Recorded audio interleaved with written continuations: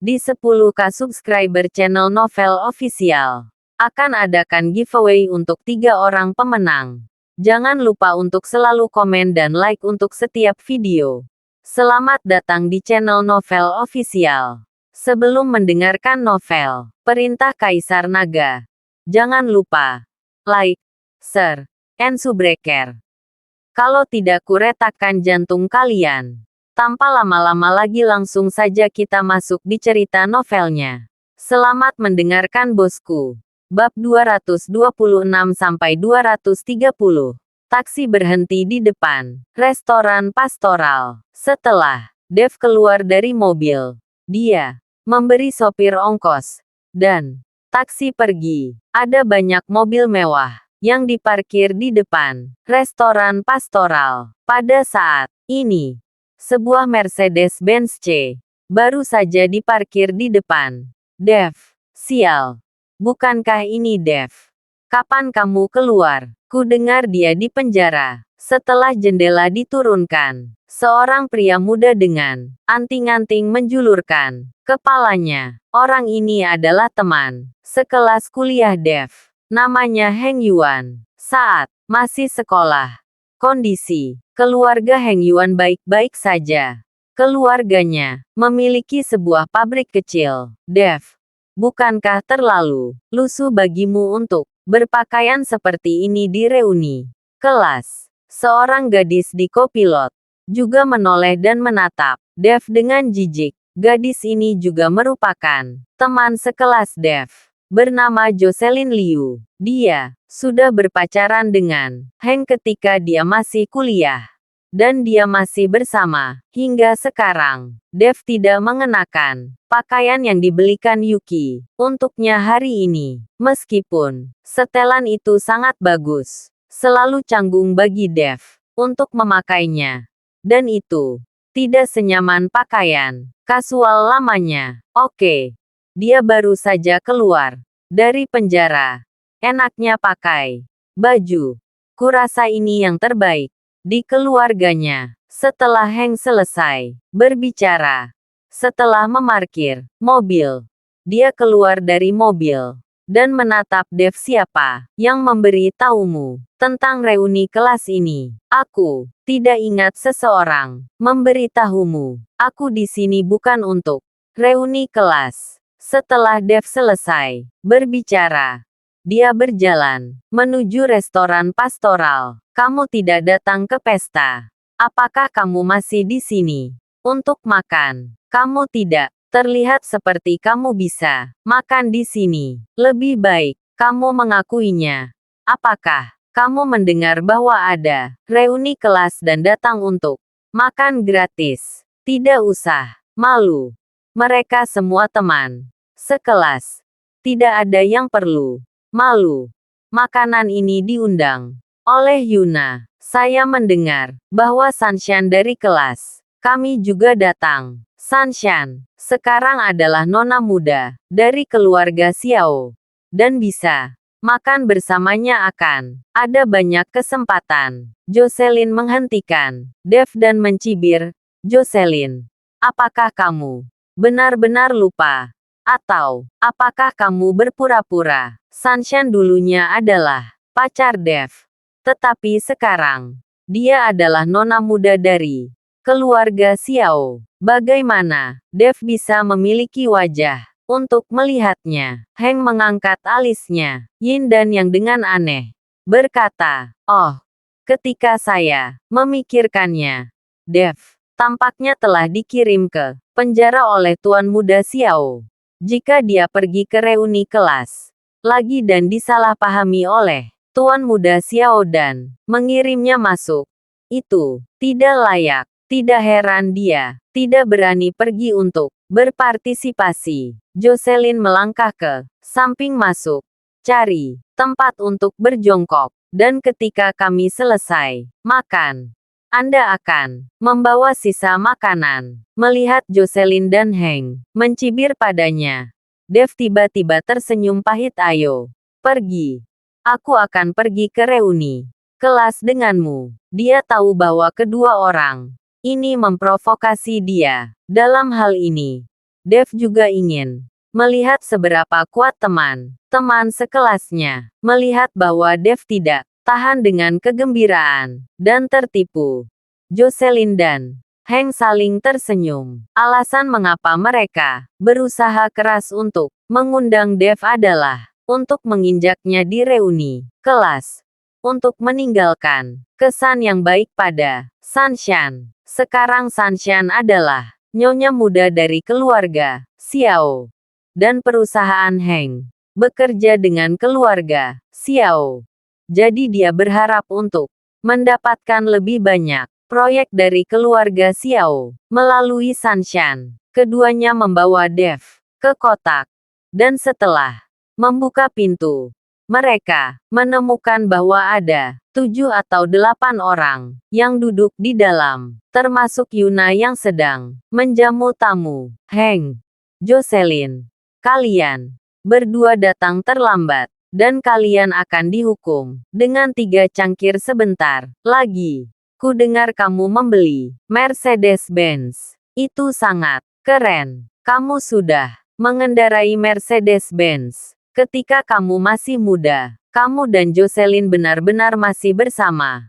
Kupikir kamu akan berpisah setelah lulus. Setelah masuk, banyak orang mengikuti Hank untuk menyapa. Bagaimana Hank bisa menjadi bos kecil sekarang? Dev, kenapa kamu di sini?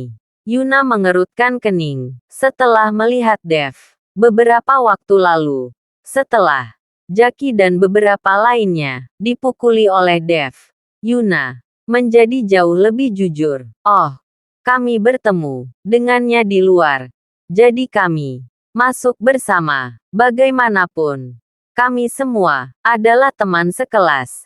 Dan kami semua mengenalnya. Hank berkata dengan senyum tipis. Pada saat ini, semua orang menemukan Dev di belakang Hank. Melihat pakaian Dev, semua orang menunjukkan beberapa penghinaan di mata mereka. Hanya satu anak laki-laki yang berdiri dan berkata dengan sedikit bersemangat, "Kakak Chen, kapan kamu keluar?" Jelas, anak ini juga tahu tentang penahanan Dev. Ernie, apakah kamu di sana juga? Dev sedikit terkejut ketika dia melihat bocah ini. Anak laki-laki ini bernama Ernie Chen. Dia juga teman sekelas Dev. Dan dia tinggal di asrama yang sama dengan Dev. Karena mereka berdua memiliki nama marga Chen. Mereka memiliki hubungan yang baik. Namun, ketika dia di sekolah, kondisi keluarga Ernie Chen tidak terlalu baik, dan dia sering dibantu oleh Dev, sehingga Dev tidak pernah berpikir bahwa Ernie Chen akan berpartisipasi dalam reuni kelas ini. Bagaimanapun, reuni kelas saat ini telah mengubah sifatnya. Orang melakukannya karena uang, dan kemudian pamer. Kakak Chen, aku belum melihatmu selama beberapa tahun. Aku merindukanmu sampai mati. Cepat dan duduk. Ernie menarik Dev untuk duduk di sampingnya. Dan kemudian bertanya dengan penuh semangat. Kakak Chen, kamu sudah keluar. Kenapa tidak memberitahu saudaramu? Jadi aku bisa pergi dan membersihkan debu untukmu. Aku baru saja keluar selama beberapa hari. Ini terlalu merepotkan.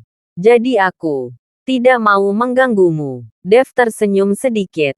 Dan suasana hatinya jauh lebih baik. Dia awalnya berjanji pada Hank untuk menghadiri reuni kelas. Hanya untuk melihat betapa sombongnya teman-teman sekelas ini. Dan kemudian menamparkan wajah mereka. Tetapi sekarang, melihat Ernie, Dev merasa bahwa dia sedikit senang makan di meja bersama para tahanan reformasi perburuhan. Apakah dia benar-benar sial? Beberapa teman sekelas berbisik, tetapi semua orang bisa mendengarnya. Tentu saja, Dev tidak terkecuali. Dia menatap teman sekelasnya dengan dingin. Tetapi dia tidak marah.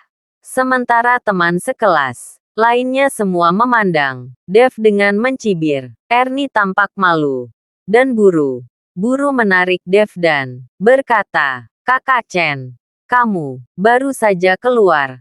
Apakah kamu menemukan pekerjaan?" "Belum." Dev menggelengkan kepalanya. "Mengapa kamu tidak mengikuti saya? Saya memiliki tim kontraktor kecil di bawah komando saya. Saya adalah kaptennya. Meskipun pekerjaannya berat, Anda bisa mendapatkan 3 atau 500 yuan sehari." Alasan mengapa Ernie Chen datang untuk berpartisipasi dalam pesta ini adalah untuk mengandalkan hubungan dengan teman sekelas dan menghubungi titik teknik. Erga, Presiden Serikat Mahasiswa kita yang bermartabat.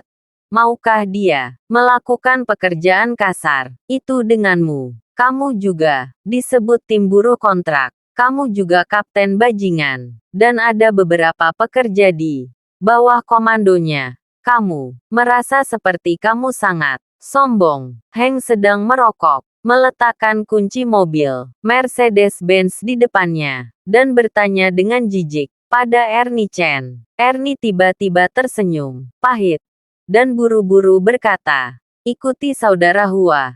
Tentu saja saya tidak menghitung apa-apa. Dan saya akan mengandalkan saudara Hua untuk memberi hadiah kepada saudara untuk makan di masa depan." Ernie Chen tersenyum dan dengan sopan menyalakan api rokok Heng. Heng sangat menikmati sikap Ernie Chen, mengangguk dan berkata, "Mudah untuk mengatakannya. Hanya satu dari proyek saya akan cukup untuk Anda bisa makan selama setahun. Terima kasih banyak, saudara Hua. Ini kartu nama saya." Ernie Chen menyerahkan kartu nama itu kepada Heng. Dan Heng hanya meliriknya dan melemparkannya ke atas meja. Heng mengambil napas dalam-dalam dari rokoknya dan kemudian menyemburkannya ke Dev. "Dev, Anda juga presiden Serikat Mahasiswa saat itu, dan demi teman sekelas kami, saya akan menemukan Anda posisi seorang penjaga keamanan di perusahaan kami. Dengan cara ini saya dapat menggantikan Mastiff Tibet yang menjaga pintu. Anda harus tahu bahwa Mastiff Tibet saya tidak murah. Sayang sekali untuk menjaga pintu." Begitu kata-kata Heng jatuh, semua orang tertawa, dan Yuna itu juga yang paling banyak tertawa. Pada awalnya, dia masih membenci Dev. Tetapi sekarang tampaknya Dev benar. Jika tidak, bagaimana Anda bisa melihat Dev malu? Heng, Dev jauh lebih kuat dari Tibetan Mastiffmu. Dia belajar sedikit kungfu di penjara, tapi dia sangat bagus. Dia bahkan mematahkan kaki Jaki, teman sekelas kita. Yuna berkata sambil mencibir saat ini, ketika mereka mendengar bahwa Dev telah mematahkan kaki Jaki. Beberapa teman sekelas memandang Dev dengan tidak percaya. Mampu mematahkan kaki Jaki benar-benar lebih baik daripada Tibetan Mastiffku. Sepertinya aku perlu memberinya uang tambahan. Heng memandang Dev dan tersenyum dingin. "Percaya atau tidak, kakimu juga aku patahkan." Dev memandang Heng dan berkata dengan acuh tak acuh, "Apa yang kamu katakan? Katakan sesuatu yang lain, jika kamu memiliki kemampuan." Begitu Heng mendengarnya, dia berdiri dan mengambil sebotol anggur, menatap Dev dan bertanya, "Kakak Hua, jangan marah. Jangan marah. Kakak Chen bercanda denganmu." Melihat Heng marah, Ernie buru-buru berdiri untuk menghentikannya dan berkata dia baik-baik saja. "Heng, ini jalan Hongfu. Seluruh jalan dikuasai oleh Tuan Harimau. Dan restoran pastoral ini juga dimiliki oleh Tuan Harimau, Anda membuat masalah di sini. Hati-hati untuk menyinggung. Tuan Harimau, seorang teman sekelas, membujuk Heng. Apa yang kamu takutkan? Sepupuku adalah manajer restoran pastoral ini. Aku bisa melakukan apapun yang aku mau di sini. Heng berkata dengan ekspresi jijik. Mendengar apa yang dikatakan Heng, semua teman sekelas melirik dengan iri. Heng benar-benar hebat, dan dia memiliki sepupu yang sangat kuat. Dengan cara ini, sepupu Heng adalah orang dari Tuan Harimau, dan posisi ini tidak biasa. Sekarang aku bisa merasa nyaman dengan Heng di sini. Kita bisa berjalan menyamping. Semua orang memujimu, Heng. Tetapi Heng memiliki ekspresi puas di wajahnya. Di masa depan, jika kamu pergi ke jalan Hongfu lagi, jika sesuatu terjadi, hubungi aku, dan aku bisa menyelesaikan semuanya untukmu. Pernikahanku dengan Jocelyn juga akan diadakan di sini. Semua orang akan datang untuk berpartisipasi. Pasti. Kami yakin. Semua teman sekelas mengangguk putus asa. Dan Yuna juga mengerti mengapa Heng merekomendasikannya untuk datang ke sini untuk reuni kelas. Tampaknya makanan ini tidak membutuhkan banyak biaya dan mungkin gratis. Memikirkan hal ini, Yuna sangat gembira. Pada saat ini, Yansen menelepon Dev dan menunggu Dev. Melihat Dev belum datang, Yansen menelepon dan bertanya, Tuan Chen, apakah Anda sudah di sini? Yansen bertanya dengan suara rendah. Tunggu. Dev baru saja mengucapkan dua kata dan menutup telepon. Kakak Chen, siapa yang menelepon? Apakah ada sesuatu untuk kamu lakukan? Jika ada sesuatu, pergilah. Ernie mencari langkah untuk Dev. Dev menyinggung Heng. Jika dia tinggal, saya khawatir itu tidak akan ada gunanya. Tidak apa-apa. Yansen Lin menelepon. Dev meletakkan teleponnya. Yansen, Ernie Chen, tercengang dan merasa bahwa nama itu familiar. Tetapi dia tidak dapat mengingatnya untuk sementara waktu. Tetapi, segera Ernie mengingatnya, dan bertanya dengan santai, apakah itu pemilik restoran pastoral ini? Yansen Lin. Seharusnya itu dia. Dev mengangguk. Alasan mengapa Dev tidak yakin adalah karena dia benar-benar tidak tahu apa properti lain di bawah nama Yansen. Dia hanya tahu bahwa Yansen mengelola Aula Harimau, tetapi memikirkan aula sebesar itu. Jika tidak ada industri di bawah namanya, benar-benar tidak ada cara untuk mengembangkannya. Jadi tidak mengherankan bahwa Yansen memiliki restoran dengan namanya. Engah, hahaha, kamu benar-benar membuatku tertawa.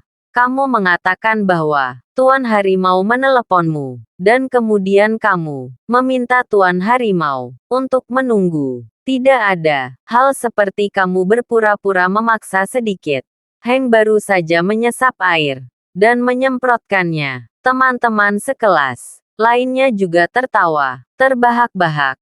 Dan Jocelyn menyipitkan mata dan berkata, saya pikir Anda sangat berbudi luhur. Saya khawatir Anda bahkan belum melihat wajah Tuan Harimau. Beraninya Anda mengatakan bahwa Tuan Harimau menelepon Anda. Di antara orang-orang ini, hanya Yuna yang tahu bahwa Dev telah bertemu Yansen di pernikahan Sanshan. Tapi apa hubungan antara Dev dan Yansen?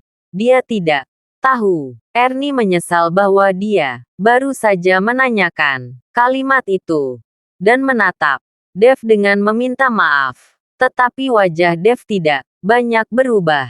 Kegentingan. Pada saat ini, pintu kotak didorong terbuka, dan Sanshan masuk, mengenakan gaun cantik, dan menginjak sepatu hak tinggi. Tampak seperti Permata. Sanshan ada di sini. Semakin cantik. Pakaian Sanshan mahal, kan? Dan kalung serta anting. Anting ini. Benar saja. Dia wanita. Muda yang kaya. Dan dia. Berpakaian berbeda dari kita. Melihat Sanshan datang. Banyak teman sekelas. Bangkit dan memuji. Yang juga membuat Sanshan sangat menikmati. Padahal, pakaiannya hanya murah. Dan perhiasannya palsu. Navarro menendangnya dan mengambil kembali semua yang dia berikan. Termasuk rumah pernikahan di Villa Bukit Indah. Kalau tidak, dia tidak akan berada di tengah hujan di malam hari. Memohon ke Dev untuk bersatu kembali. Kali ini, ketika dia datang ke reuni kelas, Sanshan secara khusus menyiapkan beberapa barang palsu. Dia tahu bahwa teman sekelas ini masih dalam kegelapan, dan dia tidak tahu bahwa dia telah ditendang oleh Navarro. Semua teman sekelas berdiri ketika mereka melihat Sanshan. Hanya Dev yang masih duduk dan menyesap teh. Dev. Sanshan juga menemukan Dev sedang duduk saat ini. Dan tiba-tiba terkejut. Tidak ada yang memberitahunya bahwa Dev akan menghadiri reuni kelas. Sanshan. Heng bertemu Dev dan mengajaknya untuk datang. Tidak masalah. Melihat ekspresi terkejut Sanshan, Yuna bergegas menarik Sanshan, lalu berbisik di telinga. Sanshan, berkata orang, ini ada di sini tepat pada waktunya. Biarkan dia mempermalukan dirinya sendiri di depan teman-teman sekelasnya, sehingga dia bisa melampiaskan amarahnya. Yuna, jangan tertipu. Sanshan memelototi Yuna dan menasihati Yuna. Sanshan tidak tahu apa identitas Dev sekarang, tetapi dia tahu bahwa orang-orang di sekitar Dev adalah orang-orang besar. Bahkan, keluarga Xiao tidak dapat dibandingkan dengan orang-orang besar. Yuna tertegun sejenak dan memandang Sanshan dengan tidak percaya. Tidak mengerti apa yang dimaksud Sanshan. Pada saat ini, Sanshan sudah berjalan ke sisi Dev, lalu mendorong Ernie yang duduk di samping Dev dan berkata, minggir. Aku akan duduk di sebelah Dev. Oke, beraninya Ernie menyinggung Sanshan. Dia buru-buru mengangguk dan bangkit, tapi baru saja bangun. Dia ditarik oleh Dev, lalu menatap Sanshan dengan dingin dan berkata, aku benci bau di tubuhmu. Pergilah. Ketika kata-kata Dev mendarat, semua orang terkejut. Bahkan Ernie memandang Dev dengan tidak percaya. Sekarang Sanshan adalah wanita muda dari keluarga Xiao. Beraninya dia berbicara dengan Sanshan seperti ini. Dev, bagaimana kamu berbicara? Kamu berbicara dengan Sanshan seperti itu. Percaya atau tidak, aku telah menghancurkanmu. Melihat ini, Heng menyadari bahwa ini adalah kesempatan bagus untuk menjilat Sanshan dan segera meraung ke arah Dev. Tapi kemudian, reaksi Sanshan di luar dugaan. Semua orang, saya melihat Sanshan memandang Heng dan meraung dengan dingin. Diam untukku. Bisakah kamu mengatakan sesuatu kepada Dev juga? Heng tercengang dan tidak mengerti apa yang sedang terjadi. Setelah Sanshan menegur Heng, dia menunjukkan senyum masam dan berbisik lembut kepada Dev. Kalau begitu aku akan duduk lebih jauh, berada di seberangmu, dan bisa mengawasimu sepanjang waktu. Setelah Sanshan selesai berbicara, dia benar-benar duduk di seberang Dev. Dengan senyum di wajahnya, dia tampak cukup bahagia. Sanshan, kamu baik-baik saja? Yuna bertanya di telinga Sanshan dengan tercengang. Diam untukku. Sanshan memelototinya dengan tidak sabar. Takut akan hal-hal buruk Yuna Segera, anggur dan makanan disajikan. Dan semua orang mulai makan dan minum. Mereka semua mulai menyerang Sanshan, memanggang dan menyajikan makanan. Tetapi, tidak ada yang memperhatikan Dev dan Ernie. Hanya Sanshan yang berusaha mati-matian untuk membiarkan Dev makan, dan membujuk Dev untuk minum lebih sedikit, melukai tubuhnya, dan berpura-pura berbudi luhur. Dev tidak masuk akal. Baginya, Dev tahu betul tentang perilaku asli Sanshan. Semua orang bingung dengan perilaku Sanshan, tetapi mereka tidak terlalu peduli. Mereka semua berpikir bahwa Sanshan menggunakan metode ini untuk mempermalukan Dev, dan ingin memberitahu Dev bahwa pacar yang baik itu sekarang telah menjadi milik orang lain. Setelah 3 putaran anggur dan 5 rasa makanan, beberapa teman sekelas sudah mabuk. Heng juga tersipu. Dan ketika dia bersemangat, dia mengikuti Sanshan dengan segelas anggur dan berkata, "Sanshan, mari kita bertemu dengan teman sekelas lama kita. Saya bekerja dengan keluarga Xiao sekarang. Anda adalah nona muda dari keluarga Xiao. Hanya beberapa kata.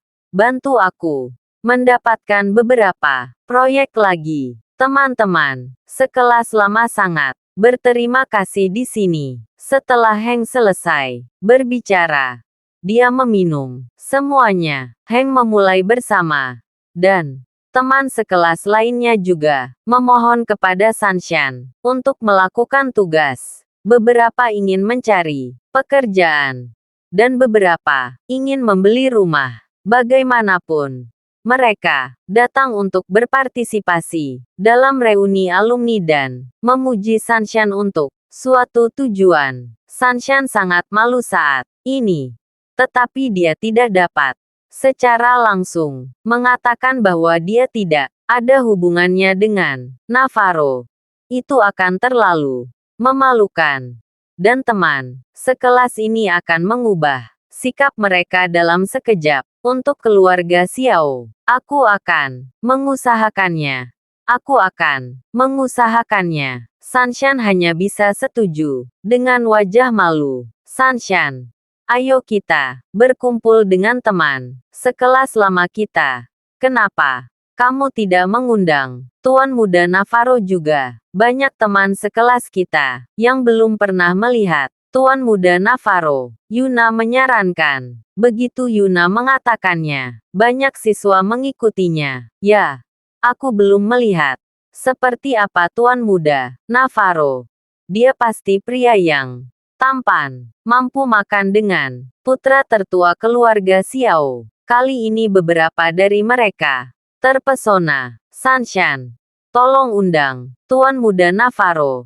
Saya telah mengundang Anda untuk makan ini. Saya memesan makanan dan sebotol anggur. Heng mengikuti Sanshan dengan penuh semangat. Dia sibuk. Sanshan meremas senyum masam dan berkata dengan canggung, "Sanshan, Tuan Muda Xiao paling mendengarkanmu. Jika kamu membiarkan dia datang, bisakah dia tidak datang? Selain itu, jika kamu mengatakan bahwa Dev ada di sini, Tuan Muda Xiao pasti akan datang." Yuna dengan putus asa membujuk Sanshan. Karena selama Navarro datang, dia tidak perlu membayarnya sendiri. Heng akan membayarnya. Sanshan membenci Yuna ini sampai mati saat ini, dan tidak sabar untuk mencekiknya sampai mati. Dia benar-benar tidak punya waktu dan sangat sibuk. Sanshan tidak berteriak setelah digigit sampai mati. "Sanshan, kamu terlalu meremehkan kami teman sekelas. Tidak apa-apa, membiarkan Tuan Muda Navarro datang dan menunjukkan wajahnya. Itu tidak akan memakan waktu beberapa menit." Yuna juga cemas, karena dia lebih baik daripada Sanshan. Jadi nadanya agak berat. Sanshan tutup mulut Dia tidak memiliki kemampuan untuk menelepon Navarro sekarang. Dan dia takut dia akan mendapatkan omelan yang buruk setelah melalui telepon. Tepat ketika semua teman sekelas membujuk Sunshine, dan Sunshine acuh tak acuh. Dev berbicara dengan ringan, panggil Navarro dan minta dia datang. Dev bahkan tidak melihat ke arah Sunshine. Itu lebih seperti berbicara dengan udara. Semua orang tercengang dan menatap Dev. Tetapi Hank mencibir dan berencana untuk mengejek Dev. Tetapi sebelum dia bisa mengatakan apa-apa, dia melihat bahwa Sunshine mengeluarkan ponselnya karena malu. Dan kemudian menelepon. Segera panggilan itu terhubung. Dan Sunshine berjalan ke sudut kotak. Bajingan busuk. Bukankah aku mengatakan bahwa kamu tidak diizinkan meneleponku?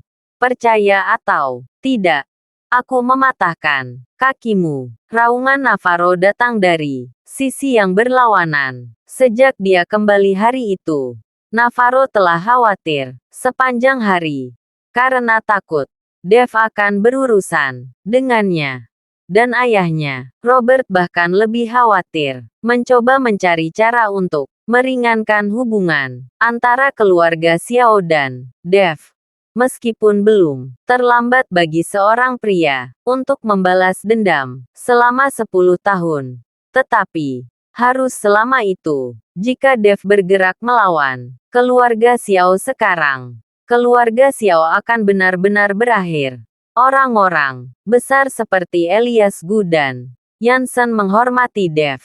Siapa keluarga Xiao mereka? Hanya dengan satu kata dari Dev, keluarga Xiao akan segera jatuh. Navarro, aku menghadiri reuni kelas. Aku harap kamu bisa datang juga. Sunshine berkata sambil sedikit gemetar. Aku berpartisipasi dalam kentut. Dev ada di sini. Dia memintaku untuk meneleponmu. Sunshine buru-buru memindahkan Dev keluar. Terima kasih sudah mendengarkan cerita novel Perintah Kaisar Naga. Sampai jumpa di cerita selanjutnya.